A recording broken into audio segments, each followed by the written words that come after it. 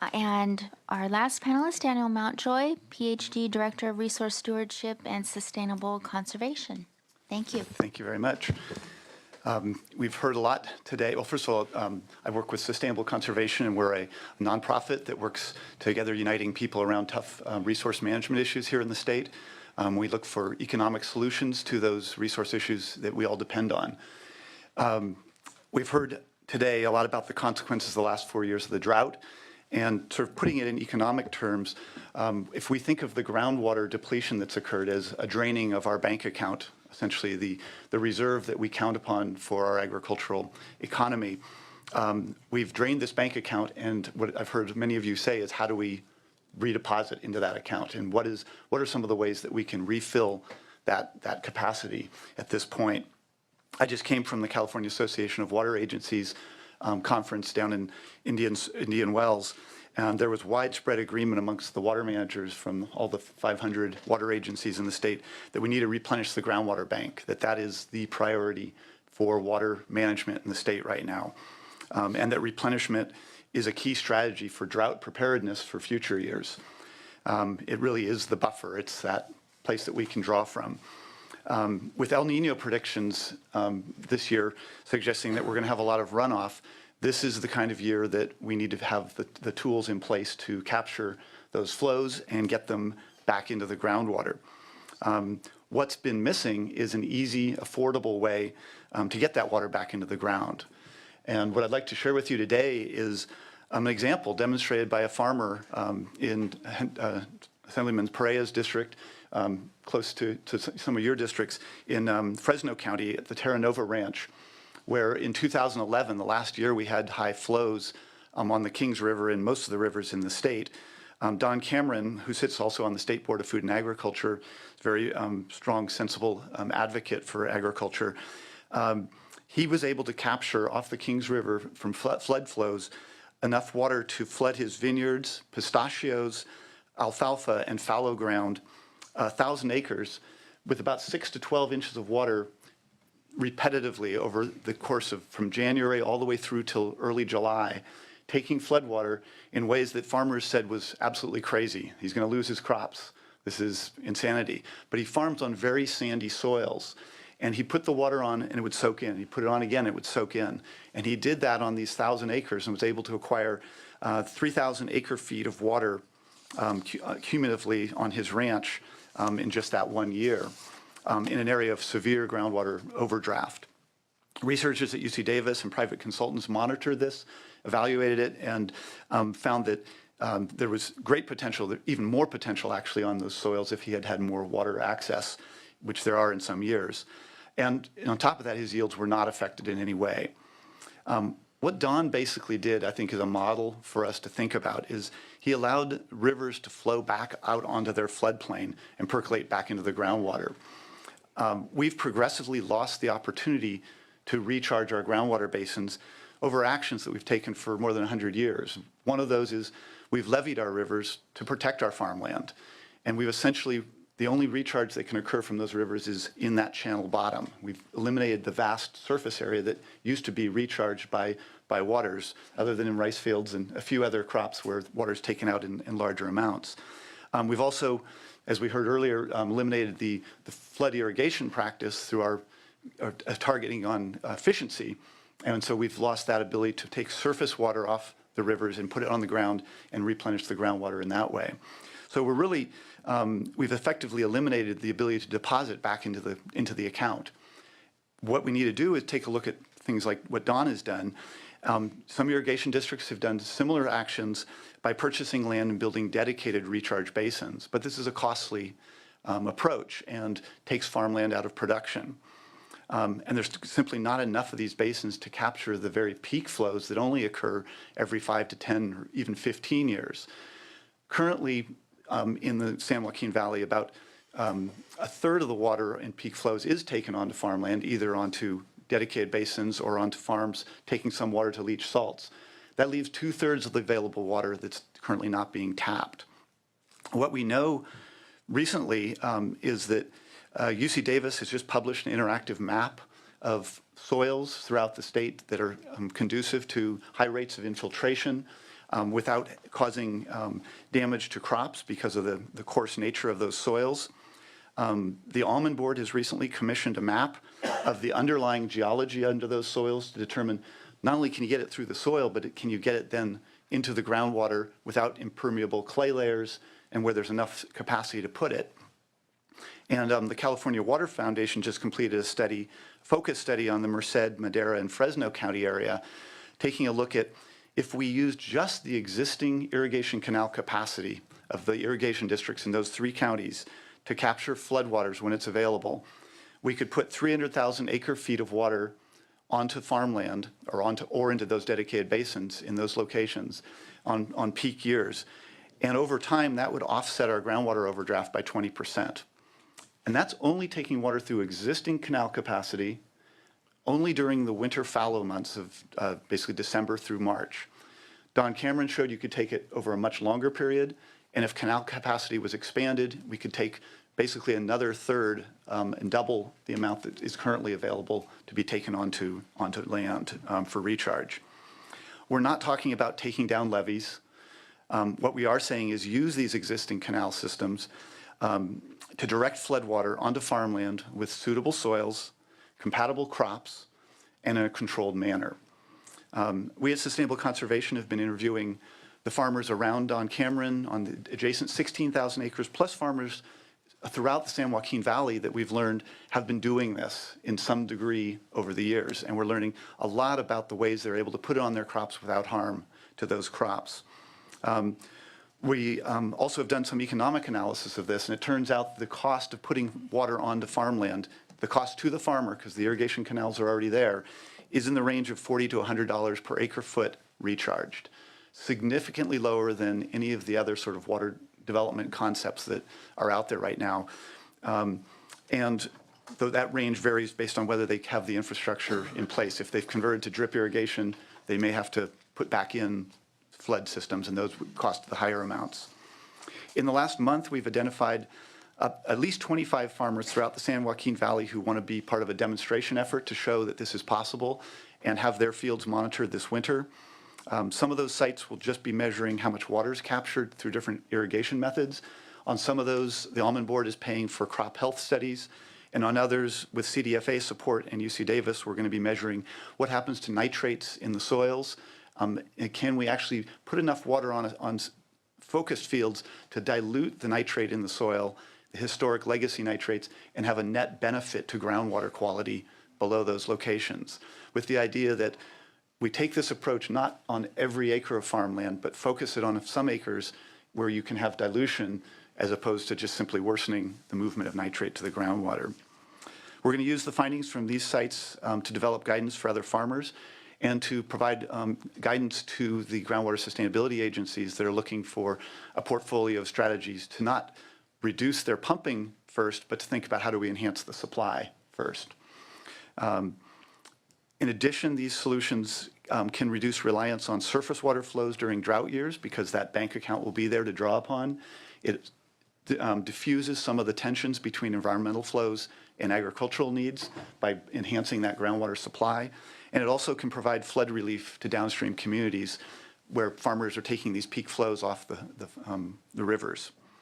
The governor has recognized the importance of capturing these high percolation events by issuing his executive order to expedite temporary permitting of flood flow capture. The Water Board this week is in the midst of developing those permits and the conditions for those permits. We're very curious to know how those are going to pan out in a way that actually does enhance and make sure that this can be practiced.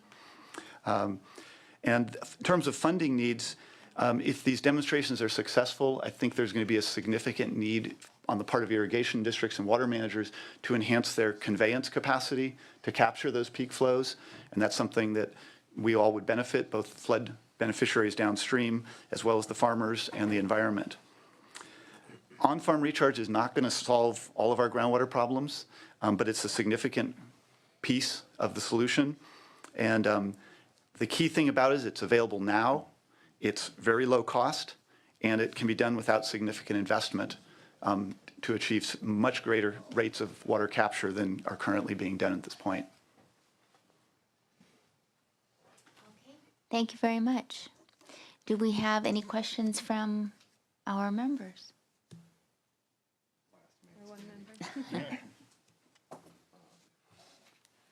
I'll just say is great information. You quite literally, I'm working on a bill now, and I will only say that much, but please give me your information so we can cross-reference on things. It's the data points, it's the panel that we had in October, looking at the face of the farm worker and all of that. I mean, there's so many different things and different aspects that come to play with the drought and, you know, just the change of crops and how that affects things all the way down. It's just amazing. But looking at the data points and getting that information and getting those collected and having the information, a lot of the times the problem that we have is we just don't have the right information, or, you know, be smarter than the equipment that you have. These are problems we run into day to day. I know Fresno State's working on a lot of stuff. Go Dogs. Not this year. Hey. But it's that shared information across the board. And the fact is that this is not just a agricultural problem. It's not a we're losing jobs and economical problem. It goes into the health and welfare of everybody in the entire state. It's huge and it's massive, but we have to gather the data. We have to get the right information, but also use it and implement it in the policy process. So I look forward to the year to come and what we do develop and what we do get passed. Thank you. Thank you. Well, that concludes our third panel. I want to thank you very much for all of your efforts and your help and participation in educating us today. Thank you very much. And now we will go ahead and open it up for public comment. And on the list, I see we have Gail Delahunt from Western Growers Association.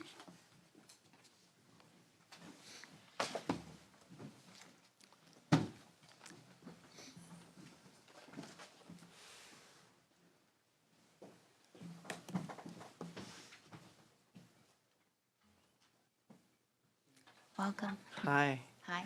thanks for staying around. Gail Delahunt with Western Growers Association. Appreciate all the panels and all the information this afternoon. A couple of comments from us for our perspective. Western Growers, the most important thing in our view is to feed more people with fewer inputs. That means leaving a small footprint. And to that end, we have opened up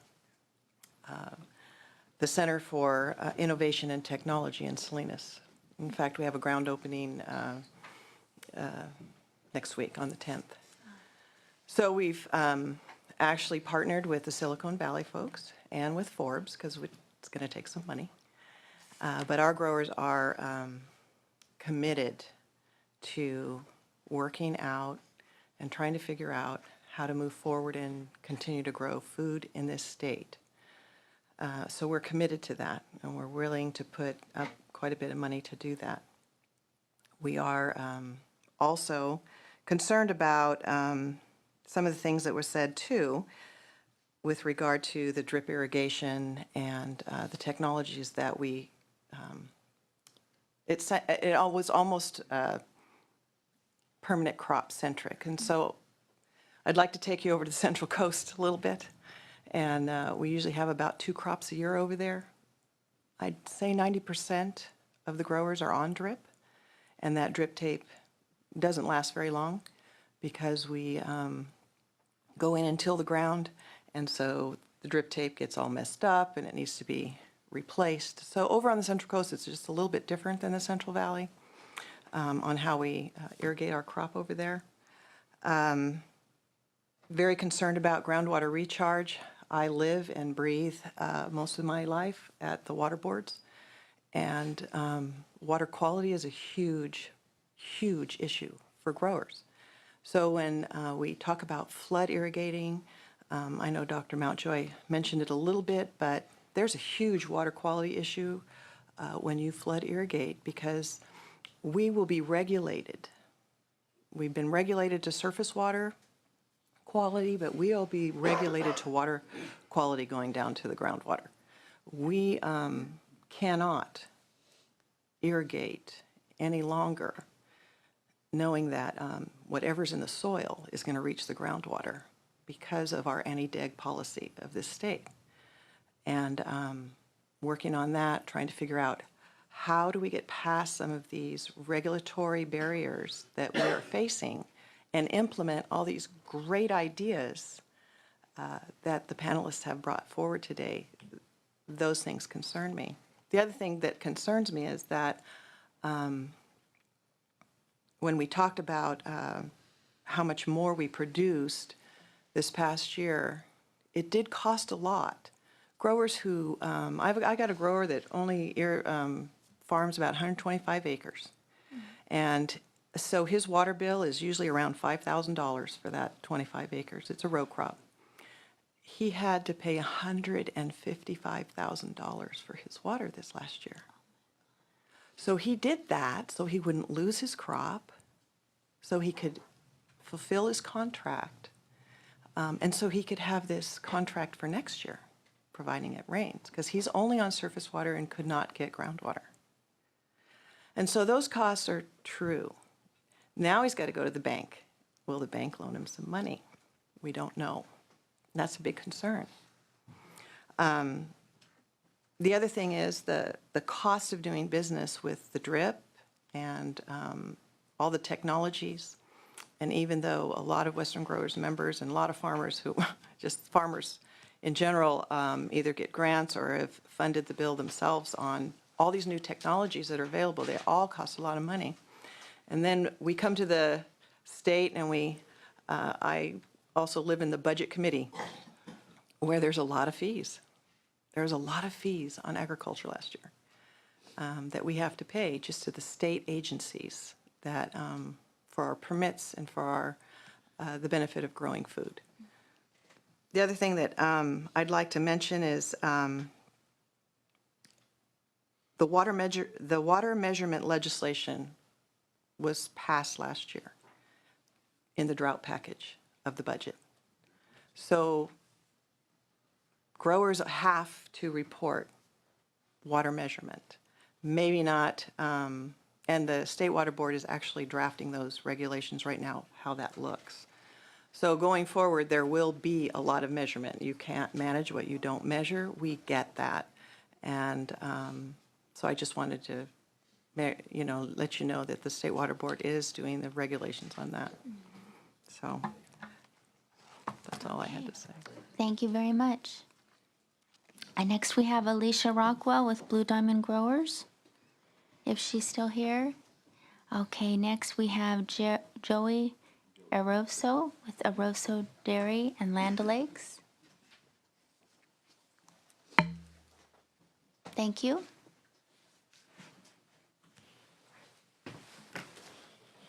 Good afternoon. Good afternoon. Thank you for providing me with an opportunity to speak to you today about You're the welcome. ongoing drought in our state.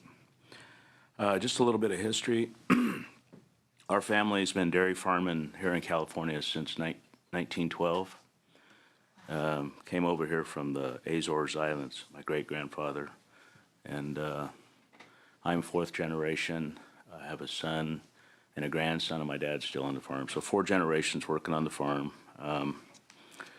Today, our family, we currently own, we milk cows in Tulare County, which is one of the most impacted areas in the state when you look at drought. And we employ 38 people. The dairy industry is the #1 industry in Tulare County, which is the #1 county in the United States for food production or agriculture production. And the dairy industry in our state is a $21 billion industry, and it is the largest dairy state in the United States. And I think really from a technological standpoint and efficiency, it's known around the world as probably, California is known as one of the most efficient dairy operating areas in the world. And so I think, our industry has always been ahead of trying to stay ahead of the curve. We ship our milk to Land O'Lakes. They have a couple of plants here in California, Orland and Tulare. They process about 75% of the butter that they market here in Tulare, California, throughout the United States and the world. So, they're definitely an organization that, I'm proud to be a part of. They're an organization that not only feeds people in this country, but they've played a role in internationally and participated in selling food and products overseas to help support feeding people around the world. I think sometimes people underestimate what California means to not just the United States, but to the world when it comes to food production. I've had the opportunity to travel around the world just a little bit, and in places like South Korea, Italy, Europe, where when you mention California, it's we have our own name in the world when it comes to food. People have a deep appreciation for the quality of food we grow here, but also the diversity of food. And when I was in South Korea, I had third graders come up to me and thank me for all the good things that they get to eat that come from California. And I mean, it almost brought tears to my eyes, because I know as an agriculturist, I've been born to, I know we play an important role in providing food, affordable food for not just the people in our country, but for people around the world. And it made me feel good. And I think that's something that I think sometimes when you read the papers and you see how people are questioning whether we should be using our water to grow products here so that we can export them. And, we have a duty to feed not just ourselves, but to help keep peace on this planet. And I think food is an excellent way of doing that. Tulare County is like, for the drought, is like the guy that goes to war and he's on the front line with a gun. That's how we are to the drought. And to give you an example of, I'm president of the Tulare County Farm Bureau, and we've had in our area, there's 4 and some places 5 years where there hasn't been any surface water ran. And so the surface water really has been the key to keeping our groundwater charged and providing our community, everybody in our community is connected with agricultural jobs. All the communities that are associated, especially in Tulare County, those people their livelihoods depend upon ag.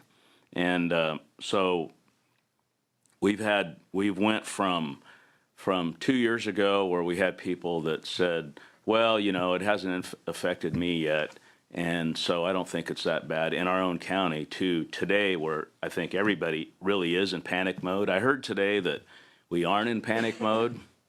I beg to differ respectfully, but I think, when you start talking to people around our state, we had a gentleman in the northern part of the state, they're dry. A friend of mine's in Ferndale, which is about as far north as you can get along the coast, his water table's dropped 50 feet in the last 5 years. We're all being impacted. And so I guess the disappointing thing for me is that we still all aren't working together enough. There's too many people trying to take care of their own best interest. And I think agriculture really needs to come together. And I always look at California kind of like my farm. And I really think I don't consider myself the smartest person in the world, but I think water is an important enough issue where we have to figure out how we get the leadership in this state to develop an appetite for the people that live in the large cities to help us so we can all work together and have the ability to keep growing our food. I mean, we play a vital role in the valley, all along the middle of the state, in food production. And I think we just haven't worked together in ag to get that message out. And I think when we've had years where we've had enough water, we've always been able to do our own thing just a little bit. and it's worked out. But I think now we're at a point now where I think working together is just going to be the key to this. And it's going to require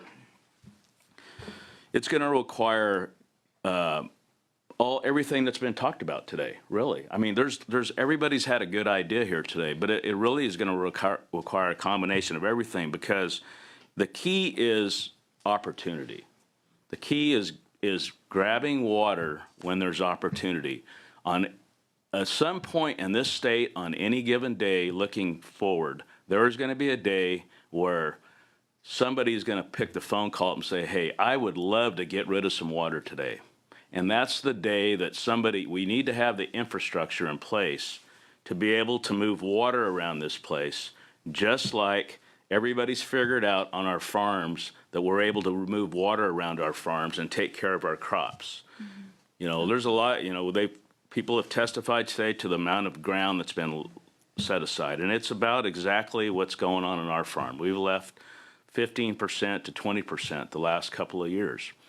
And I had a reporter from the LA Times down in the spring, and she said, we think there needs to be 1 million acres of land set aside in the Central Valley. And I said, that's fine, but I want to know where we're going to get our food from. I want to know where we are going to get our food from, because this valley produces a lot of food for our country that I think people take for granted. So there's been a lot of ideas talked about today. And all these ideas, like I said earlier, are excellent.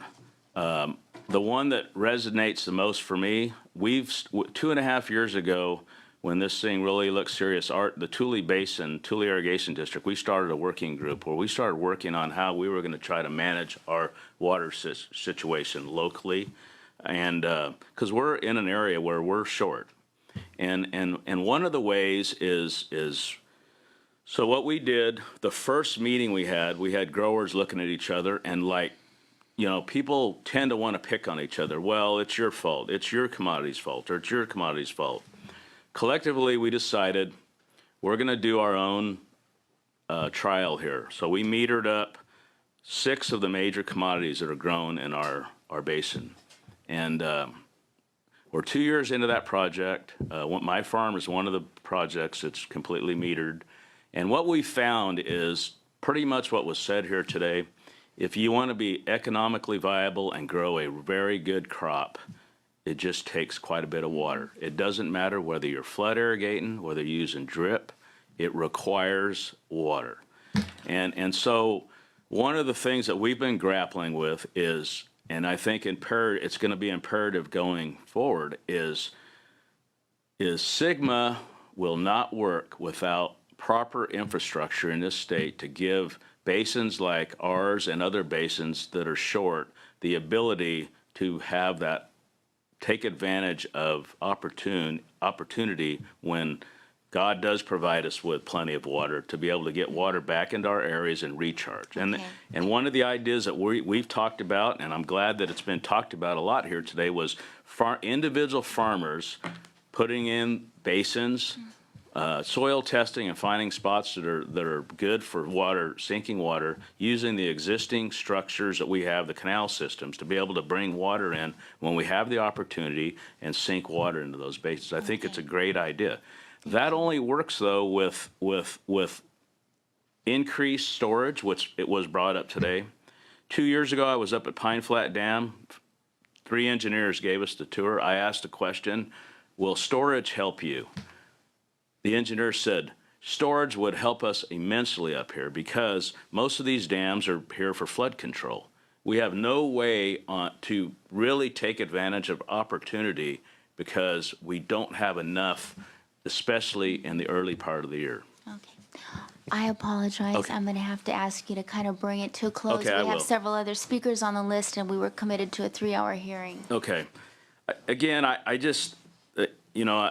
just close by saying that I think one of the important things that people need to recognize is that our land in everybody's communities here supports a lot of other things just besides our crops.